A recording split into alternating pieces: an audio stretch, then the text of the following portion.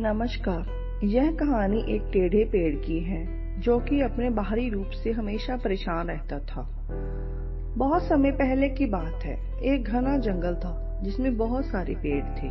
सारे पेड़ ऊंचे ऊंचे एकदम सीधे तने वाले थे और सुंदर सुंदर थे। जब भी हवा चलती तो सारे पेड़ हवा में इधर उधर झूलते, जो कि बहुत ही सुंदर लगते थे।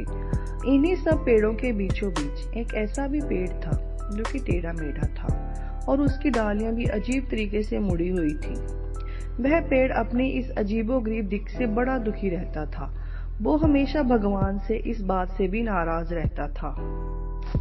वो पेड़ जब भी अपने आसपास सुंदर पेड़ों को देखता तो अक्सर सोचता कि काश वो भी सुंदर होता, सीधा होता और सभी उसकी भी तारीफ करते।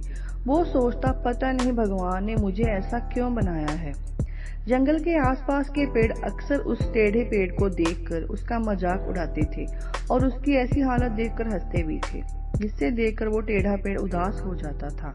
ऐसे ही समय बीतता गया। एक दिन जंगल में एक लकड़हारा आया। वो जंगल में इतने सारे सीधे तने वाले और सुंदर सुंदर पेड़ देखकर बहुत खुश हुआ।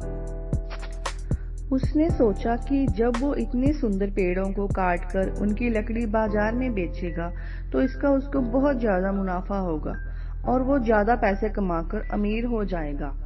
उसने ये सोच के ही कुल्हाड़ी उठाई और एक एक करके कई पेड़ काट दिए। इसी तरह वो कई दिन तक जंगल में आया और बहुत सारे पेड़ काट दिए और रोज ले जाकर उन्हें बाजार में बेच दिया। इसी तरह करते करते एक दिन लकड़हारे की नजर उस टेढ़े मेढ़े पेड़ पर पड़ी। उसे देखकर लकड़हारा बोला, ये कैसा पेड़ है? इसकी लकड़ी तो मेरे किसी काम की ही नहीं है और ना ही इसकी लकड़ी को कोई खरीदेगा ही। उसने बोला, मैं तो इसे नहीं काटूंगा। और वो लकड़हारा उस टेढ़े पेड़ को छोड़ देता है और सीधे पेड़ों को काटना शुरू कर देता है।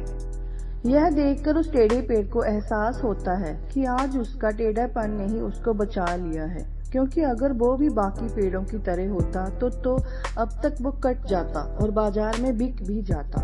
टेढ़े पेड़ ने भगवान का शुक्राना किया कि भगवान ने उसको ऐसा रूप दिया जिसकी वजह से आज वो कटने से बच गया और वो ही था जो पूरे जंगल में सुरक्षित था। अब उसे समझ आया कि उसकी कमजोरी ही उसकी सबसे बड़ी ताकत है।